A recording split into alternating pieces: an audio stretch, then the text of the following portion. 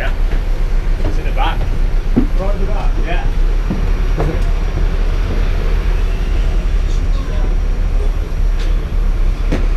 Very good morning to all passengers joining us here at stop number 7. Welcome on board.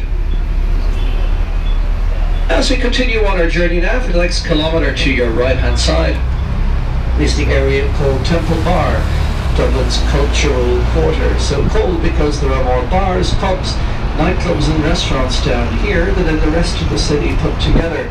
Very popular in the night time. It gets its name from a guy, William Temple. He was the provost of Trinity in the 1600s. Bar, B-A-R-R, is the Old English word for promenade or walkway by a riverbank, which it certainly is. This is stop number 8, Temple Bar.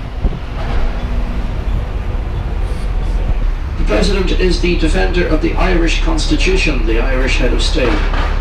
Now, Dublin Castle is open. What you're looking at there is the tip of the iceberg. Inside, beautiful buildings, gardens, courtyards and 18th century apartments. And if you're looking for a full comprehensive overview of all the big events that shape the city, this is the tour to do. Stop number 9, Dublin Castle. This city all began with the Vikings from Norway. They settled here in 837 AD. For over 300 years. Dublin was a Viking town.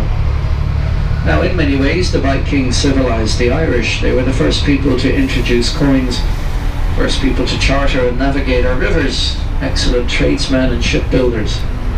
The Vikings responsible for the building to your right. This is Christ Church Cathedral, nearly 1,000 years old, dating as far back as 1038. Now, originally a wooden structure, it was rebuilt out of stone by the Normans in 1172. Houses the largest medieval crypt in Britain and Ireland. That's the whole structure beneath, and you can walk right down and explore it. And you can also climb 98 steps to the top of the bell tower, giving you a fantastic view of the city. But don't forget, that is 98 steps back down again. Now, if you're following on the map, we're heading up towards stop number 12. It's really just an alternative for Christchurch before we leave this area, and then heading up towards everybody's favourite, the official holy ground, Guinness. Now, we cannot go past St. Patrick's without giving a little mention to Jonathan Swift, who wrote Gulliver's Travels. Born in Dublin in 1667, he was the dean of this cathedral for over 30 years. Inside you'll see many artefacts to his life. In fact, he's buried underneath the floor. A stainless steel spike pointing high into the sky. Unofficially, we call it the spire in the mire, the stiletto in the ghetto, the rod to God, and the pole in the hole. Not everybody gets the point, especially when they learn that it costs €5 million. The artist says the spire is a 21st century interpretation of the Celtic standing stone. He was certainly stoned on something. And this is O'Connell Street. It's the longest and the widest street in Ireland. It's the principal street of Dublin. As some of you may already know, it's named after the Irishman Daniel O'Connell. Daniel, known to the Irish as the Liberator, following his Catholic emancipation in 1829, and his 4 better qualities: patriotism, courage, fidelity and eloquence. Now we're going to take you over the River Liffey, which divides the city of Dublin in two, travelling from the north to the south. The River Liffey is over 80 kilometres long, rises in County Wicklow before coming to us here in Dublin, and from Dublin out to the Irish Sea. And to give you a sense of direction, it's about 30 minutes to the left. To the left is looking to the east. And then if you fancy a swim, it's only 40 miles, 66 kilometres for Wales in the United Kingdom. A very famous man lived at number 1 Marion Square. We'll have a look at the house in a sec. I'm sure you've heard of him. His name was Oscar Wilde, born in Dublin 1854. His mother was a writer, his father an eye and ear surgeon by royal appointment to Queen Victoria. Oscar went to Trinity, intelligent guy, won a scholarship to Oxford, and in the 1880s he was the toast of London. His plays include The Importance of Being Earnest, Lady Windermere's Fan, and An Ideal Husband. It may surprise you to learn Oscar Wilde was married to a lady called Constance. They had 2 sons. The marriage was overshadowed by the fact that Oscar had an affair with a gentleman called Alfred Douglas. Like the scandal back then, Oscar subjected to a highly publicised court case and trial, and sentenced to 2 years hard labour in the Reading jail prison in England. Rather sad, because whilst in jail his wife died. When he got out of jail he was refused access to his 2 children. He never saw them again. He died 2 years later in Paris in 1900, so really a tragic end to a very witty and successful playwright. And you can see his house now, where he lived for 23 years. It's coming up on the corner to your left there, folks. Cream building with the black balcony, that's where he lived on the left hand side for 23 years. Everybody has a favourite Oscar quote. He's known for his wit and wisdom. If you could teach the English how to talk and the Irish how to listen, society would be quite civilised. Never trust a woman who tells you her age. A woman who tells you that will tell you anything. We are all in the gutter, but some of us are looking at the stars. Be yourself. Everybody else is taken. And when he was on his deathbed, he took one look at the wallpaper and said, one of us has to go. This is named after Joshua Dawson. He was an architect in Dublin in the 1700s. And as we go around the corner, if you get ready to look over to your right, you'll see one of his fine buildings coming into view. The building is called the Mansion House, built in 1710. It's the official residence of the Lord Mayor, the first citizen of the city. There we go. Lord Mayor's house on the right. At the moment it's a Mr. Niall Ring. If you continue to the right for me, St. Anne's Church with the red door, that's where Bram Stoker, who wrote Dracula, got married in 1878. Married a 21-year-old girl called Florence. Dracula was published in 1897. It was a total flop. He tried to stage it and closed the night it opened. Nobody cared. And he died in 1912, 6 days after Titanic sank. Even in death he was overshadowed. It wasn't until Hollywood bought the rights of the book and turned it into a movie with the actor Bela Lugosi that Dracula became a hit. Today it's one of the biggest selling novels of all time. So a little bit of deja vu as we head back around College Green, University once again of Trinity, coming up on the right there. We're going to circle this block. We're going to be heading over to your left then, heading towards the older part of town, up towards Temple Bar, Dublin Castle and the cathedrals. Now this building on your left hand side is the Bank of Ireland, built in 1730. You'll notice not a single window in the entire building. Once you put your money in, it never sees the light of day. Now it's hard to believe, 17 years have gone by since Ireland joined with 11 countries of Europe to the Euro back on the 1st of January 2002. Overnight, 50 billion coins and 50 billion notes came into circulation for 350 million Europeans with money from Finland. When the Euro came out, they did the survey in all the cities asking people how they felt. When they came to Dublin, they asked a little old Irish lady. She said, "I'm very confused. I can't get my head around this new money at all. I really feel they should have waited until all the old people had died."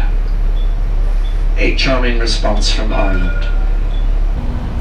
It all began in 1759 when Arthur Guinness paid £100 for a 9,000-year lease. A clever guy. Indeed, one of the first things you see if you do go in is the original lease with Arthur's signature upon it. Guinness is the largest exporting brewery in the world, exports to around 120 countries worldwide, and over 3 million pints are brewed in Dublin every single day. Half of that for export, the other half we drink. You're going to see the house where Arthur exhausted Olivia and the 21 children lived. We're looking for a red brick house with a black door. You'll see a plaque beside the door telling you this was the home of Arthur and family. There we go, on the left hand side. Now right beside that you can see the original entrance. This is called St. James's Gate. You can see inscribed upon that, 1759 to 2019. St. James's Gate is the official title of the brewery here in the city. That's where it all began, but this is Guinness on either side of you today. 64 acres stretching right down to the River Liffey. Now a job with Guinness is a job for life. They look after you from the womb to the tomb. They have their own fire brigade, ambulance service, musical society, medical department, swimming pool and a choir. About 800 people work here, not that many, used to be over 5,000, but I guess modern technology is taking over. The Guinness family owns about 3% of the company today. It's mainly owned by a multi-conglomerate called Diageo, who own other big brand names like Smirnoff, Burger King and Budweiser. Now we're heading up to the visitor centre. You've probably heard all about it. 7 stories high. The top floor is the Gravity Bar, the highest pub in Dublin. This gives you a 360-degree view of the city. Now everybody, this is self-guided. It's entirely up to you. For value and to do it justice, I recommend about 90 minutes.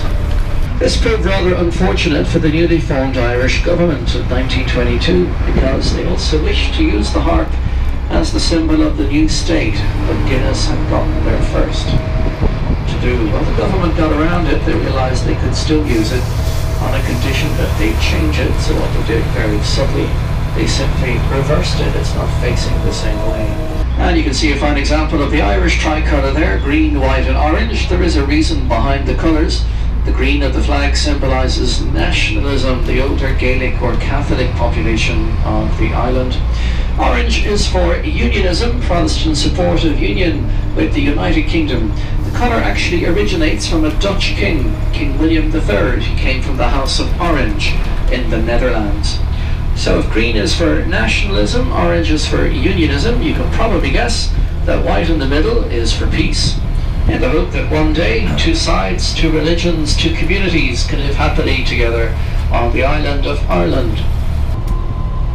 Now Euston Station, it's named after Sean Houston. He was an insurgent of the 1916 Easter Rising Rebellion, executed in the prison that we've just come from actually. And in 1966, to commemorate the 50th anniversary of that time, the railway station was renamed after him. Stop number 18 is next.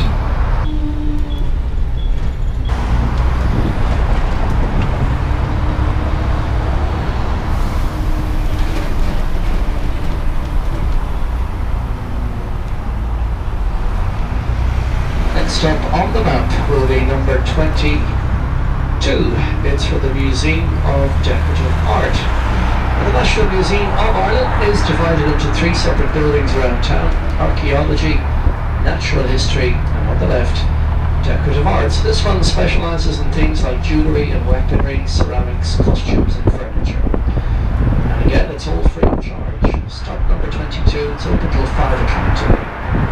Anybody for the museum?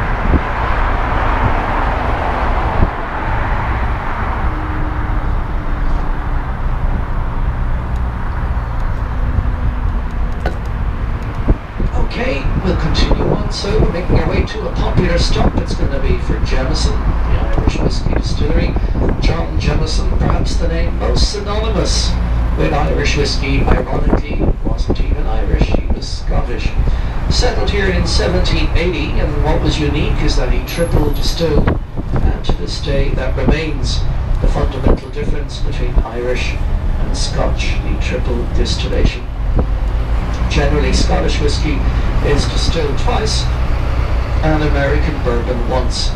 If you go in here, you can sample all of these. If you can manage that and you're still standing, you'll be honoured with a certificate as a qualified Irish whiskey taster. It comes the hard part. You have to write your name along the bottom of the page. We were saying in Ireland, the truth comes out when the spirit goes in. Honest words. You'll see a little church on the left here, St. Paul's Church. You'll see a little laneway right beside the church.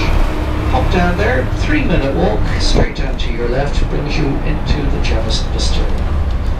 Come back out to the riverside here then, when you wish to continue. Stop 23.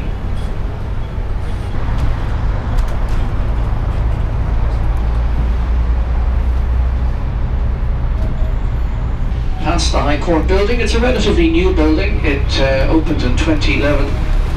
22 courtrooms inside here. Building often featured on the 6 o'clock evening news. In often quite natural to see nervous people standing outside. So here we go, into the park. I always think the best way to take in the 1,752 acres is on a bicycle. Look at the Victorian gas lamps running along the side of the avenue. They date from the mid-19th century and they still work today. They run on natural gas. Now coming up on your left is the Wellington Monument. This was built to commemorate the Duke of Wellington and his victory over Napoleon at the Battle of Waterloo in Belgium in 1815. Anybody who'd like to visit the zoo? Dublin Zoo is the third oldest zoo in the world after London and Paris, opened in 1831 and specialising in the breeding of lions and tigers. You can travel around the zoo on a train, take a safari, giraffes, rhinos, hippos, you name it. I recommend about 2 hours. You can see the zoo buildings just coming up there on the right hand side. One of Ireland's biggest cultural exports is the rock group U2. Larry, Bono, The Edge and Adam boast over 800 million in record sales, sold more than 140 million records and won 22 Grammys, more than any other group in the world. And if you are a fan of U2, you probably don't need me to tell you that they have a hotel in the city. It's coming up very shortly on the right hand side. If you're sitting on the top deck, you can see it already. If you look beyond the bridge for me and count the buildings beyond the bridge, 1, 2, 3 across, the tallest building, it's got a green dome in the centre, in the Clarence Hotel. Green dome is part of the penthouse. And if you're a big fan, you probably recognise the balcony. It was the setting for the video for the song Beautiful Day. And the most famous bridge in the city has to be the one next. This is the Halfpenny Bridge. It dates from 1816 and gets its name because until the year 1917 you had to pay a halfpenny to get across. It was a toll bridge.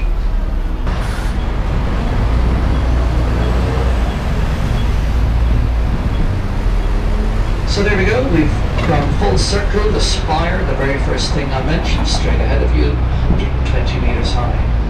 We're going to finish off this journey just beyond the spire on the left hand side, folks, just opposite the next bus that will be waiting to take you back out. There will be a little pedestrian crossing for you to use, which you can safely make your way over the street to stop number 1. From myself and my driver, it's been a pleasure. I do hope you found it informative, entertaining, enjoyed learning Irish history. Gurabina Mahaga Vulgus Slanawalia, Slanlathocus Scanari, and Mohalatocus Tosulagum, Ekatu Borderage. Thank you very much and enjoy the rest of your stay. A little bit of advice: if you're asking for directions in Dublin, don't ask one person, ask several and go with the majority.